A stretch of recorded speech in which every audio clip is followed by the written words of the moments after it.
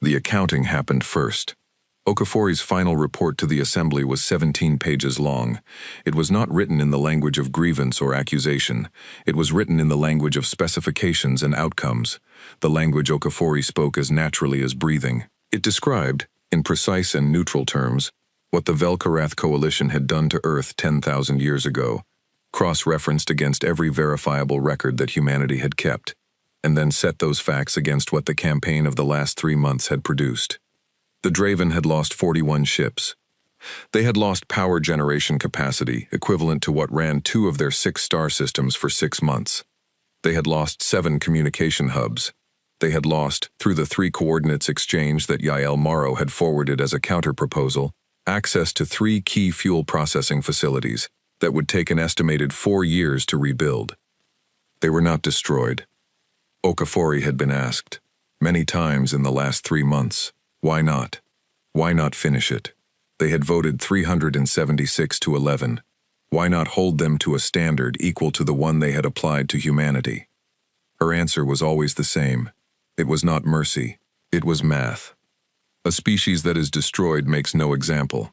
A species that has lost 41 ships and 4 years of fuel processing capacity, and knows exactly why, and knows that the species who did this to them went home afterward, and turned their attention toward rebuilding. That species sits with what it has learned for a very long time, long enough for the lesson to travel, long enough for other species in this galaxy to look at the math and understand the new calculation. The Velkarath coalition had spent 6 months destroying Earth. Humanity had spent 3 months making a point. The point, written in Okafori's flat, precise language, was this: we know everything about you. We have always known. We took what we came for. We are done with you now. Do not make us come back. The assembly, which had been trying to mediate for 3 months, received the report and held sessions about it for 6 days. The Thresh, predictably, were the most thoughtful in their response. The Kari said very little. The Draven delegation to the assembly was reduced to 4 members after 2 of them quietly left without filing proper departure paperwork, a protocol violation that the assembly noted and did not pursue. Yael Morrow attended the final assembly session on the matter and said almost nothing. She sat in the human delegation section and she listened and she watched faces. When she was given the floor for closing remarks, she said 2 sentences. We appreciate the assembly's efforts toward resolution. We consider the matter concluded. She left before the applause-equivalent customs of the various species in the room had finished. Outside in the corridor, alone for the first time in what felt like weeks, she leaned her back against the wall and closed her eyes. She stood like that for exactly 63 seconds. She had counted. Then she opened her eyes. She straightened her jacket. She went to find a transport to Earth. The descent through the atmosphere was the part no one had been prepared for. They had prepared for it practically. There were protocols: the orbital approach, the atmospheric insertion angle, the heat shields, the specific landing site in the valley where the 16th Fleet's people had been working for 4 months. Ashvale had run the logistics himself, the way he always ran logistics, personally, precisely, without delegating the parts he thought were most likely to go wrong. None of that preparation touched what it was actually like. The ship entered the upper atmosphere and it shook. Not violently, but noticeably, the way ships don't shake in space. And the sound changed, because there was air now. Air outside the hull, the first air any of them had moved through. The atmospheric composition readings on the screen said, breathable, altered from historical baseline. Not by much. 10,000 years had not done as much damage to the atmosphere as the bombardment had intended, because the atmosphere was large and deep, and the bombardment had been thorough but not infinite. Ashvale watched the descent screen, and he did not hold on to anything. He felt the gravity. Not ship gravity. They had always had ship gravity. The ship's systems maintained a constant field. But this was different, and he could feel the difference, though he could not have explained how. It was the gravity of a planet. It was the gravity that had pulled his species into shape over millions of years, and that they had been outside of for 10,000. It pulled the same. It felt like nothing different. He had expected it to feel different. It just felt like gravity. He did not know why that made his throat tighten. They sat down in the valley. The valley was approximately 12 kilometers long and 4 wide. nestled between geological formations that had sheltered it from the worst of the bombardment's long aftermath. The floor of the valley was gray-brown, rocky, covered in the fine ash-silicate mix that covered most of the planet's surface. Along the northern edge, where a persistent groundwater source had been confirmed by Wren's team, the green was. It was not lush. It was not what any of the image archives said a field of plants should look like. It was low and sparse and tough, dark green, almost gray-green, covering the rock in patches rather than a continuous layer. The plants were small. None of them rose more than knee-height. They were the result of thousands of years of slow reclamation, moving out from whatever ancient survivors had persisted underground, filling in where conditions allowed. They were alive. No one said anything when they came down the landing ramp. Ashvale came down first, which was not protocol. Protocol said the security sweep happened first, then the admiral. He had told his security officer to stand down, and his security officer had correctly read his face and stood down. He walked down the ramp, and he stepped onto the surface of the planet, and he felt it. The soil was ash and rock, and the thing that ash and rock become over 10,000 years of wind and freeze and thaw and slow biological work. It gave slightly under his boot. Just slightly. Not the way the image descriptions had said. Not that warm, rich give of deep soil. Something harder. Something less forgiving. Something that was what you get after what this planet had been through. He took 3 steps and stopped. He stood very still. The air was cold. It was early in the local morning, and the sun, the specific sun that had risen here every day for 4 billion years, was just above the eastern ridge of the valley, and the light it made was ordinary, yellow-white, the same color as any star of the same type, nothing special about it. He had been looking at stars through hull glass and display screens his whole life. He had never had one shine on his face before. He stood in it. The wind moved. It was real wind, not a ventilation system, not a temperature circulation fan, but the movement of air over a surface for no reason except that warm and cold met, and the physics of it made the air move. It was very quiet, the kind of quiet that does not happen inside a ship, where there is always the hum of engines and life support and 1,000 systems all working. The valley was quiet. No one else had come off the ramp yet. They were waiting. He had not told them to wait. They were simply waiting, in the way that people sometimes know to wait without being told. He walked toward the green. It was further than it looked. The green patches began about 200 meters from the landing site, at the base of the northern rock face where the groundwater seeped up through the rock. He walked across gray-brown ground, and the sound of his boots was different out here. He had never heard his own footsteps without the acoustic backdrop of a ship. They sounded too loud, too concrete. The sound of a person taking up actual space in an actual place. Dr. Lena Vare was there. She was crouching at the edge of the largest green patch, with a collection kit open beside her, doing what she had been doing for 4 months. She heard him coming, and she stood up, and she was very quiet for a moment. She was in her 50s, Dr. Vare. She had been on the 16th Fleet for 11 years. She had a round, tired face that looked like a person who had been having extremely large feelings in private for 4 months straight and was managing them by working constantly. She said, "They're responding well to the temperature support. We ran the projections. If conditions are maintained, if we do what the 16th has been doing, the heat generation support, at this rate, the green zone could triple in area within 50 years. 50 years, Ashvale said. That's the conservative estimate." She paused. "There are several sites on other continents where we think similar microenvironments might have survived. Underground moisture, geological shelter. We haven't been to them yet. But if they're active," she stopped, looked at the plants. "It could be much faster. In geological terms, it could all be much faster." He crouched down beside the plants. They were close up, not beautiful in the way pictures in old databases described plants being beautiful. They were gray-green and low, and their leaves were thick and waxy, the adaptation of something that had to conserve everything. They looked like they had worked very hard to be here. He thought they probably had. He put his hand out. He pressed his palm flat on the ground at the edge of the green, not on the plants themselves, but on the soil beside them. The mixed ash rock organic material that had been slowly becoming something over 10,000 years.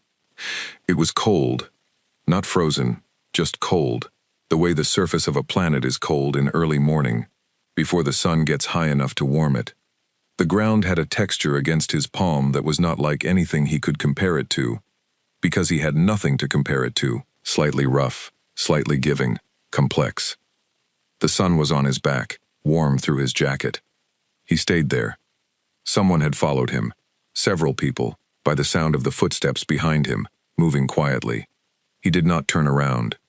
He stayed crouched with his palm flat on the ground, and he stayed very still, and he let himself feel what he was feeling, which was not rage and was not triumph, and was not grief exactly, though it was something close to grief, in the sense that grief is what happens when the size of a thing becomes fully real to you for the first time. 10,000 years. Not his 10,000 years. No single person could carry 10,000 years. But the weight of it was in him, the inherited weight, the generational weight, the weight of every person who had carried the record and the ceremony, and the vial of ash, and the child named after a relative, who had never been born on a ship.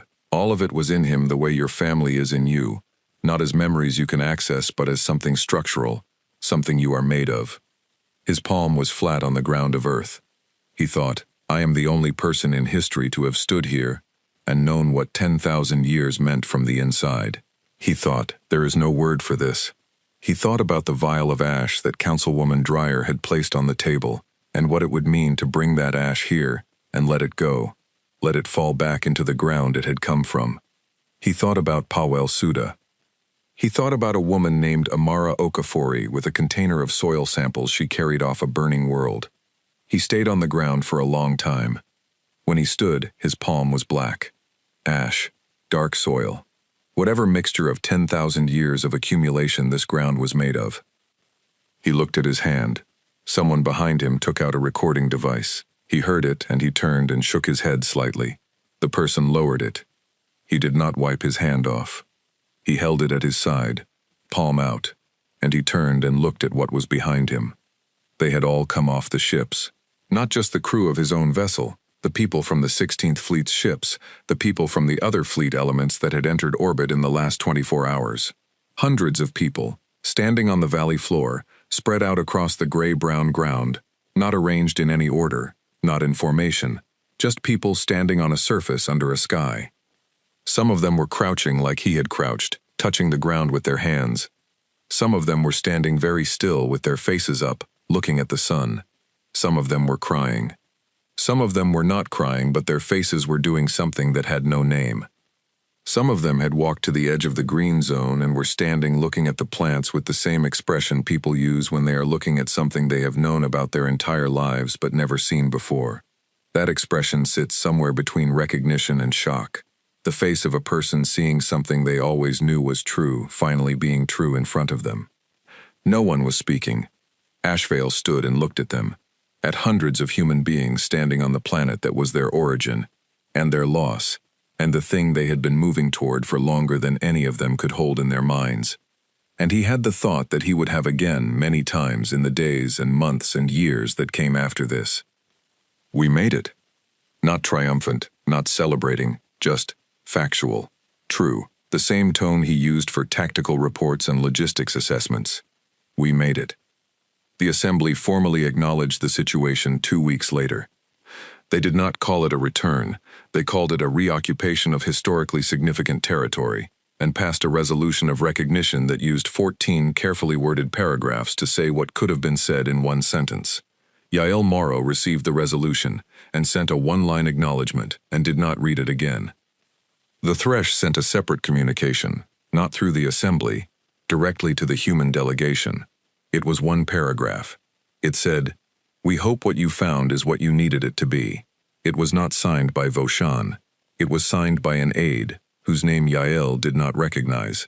She found out later that the aide had been born on the Thresh homeworld, in a city that had been rebuilt 4 times over 4,000 years, and had grown up hearing about the coalition as history, rather than living memory. She thought about what it meant to carry history rather than memory. She thought about the difference between those two things. She thought maybe it was not as large a difference as she had always assumed. She kept the communication. She did not reply to it yet. It was the kind of communication that deserved a reply that she was not ready to write. Commander Okafor arrived 2 days after Ashvale. She came down alone. She did not tell anyone she was going to the valley. She took a small shuttle, flew it herself, landed it at the secondary site that Wren's team had established at the east end. She walked to the green zone.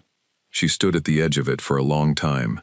Then she sat down, not dramatically, just sat down on the ground, cross-legged, in front of the nearest cluster of plants, and she looked at them.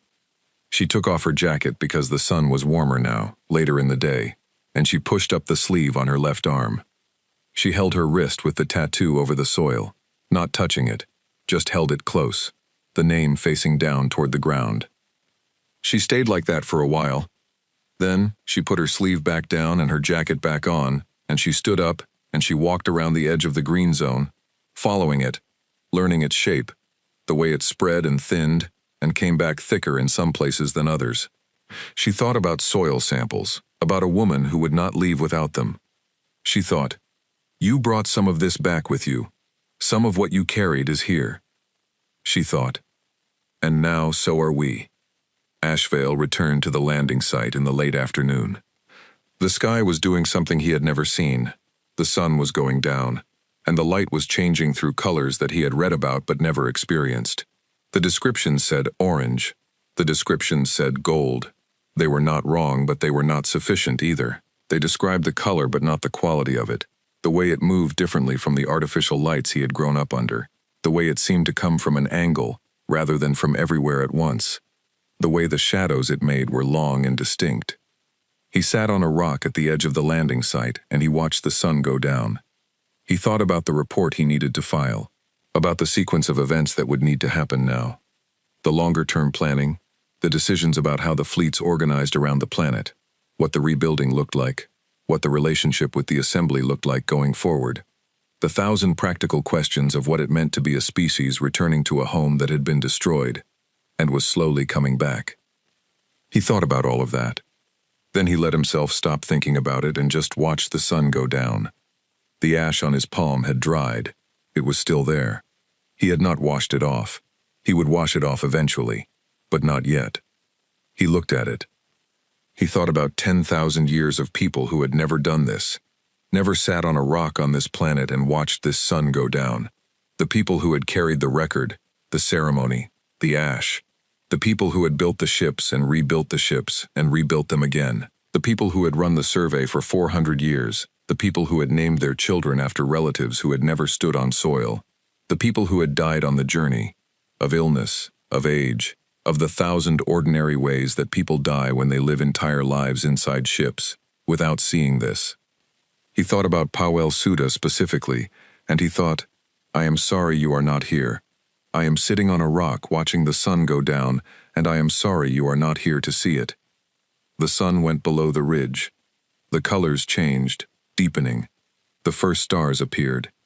He had seen stars his whole life, through hull glass, on display screens, close and detailed and mapped to the fraction of a degree. He knew the sky above this planet by chart. He had studied it.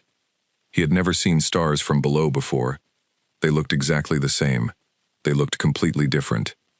He sat on the rock and he looked up at them, his face up, the cold evening air moving against his skin, and he felt, in some very quiet part of himself, the thing that he had not allowed himself to feel for months and years, and in some sense his entire life. Not peace, not resolution, not an end. Something more like the thing that comes when you have been holding your breath for a very long time and you finally, carefully, let it out.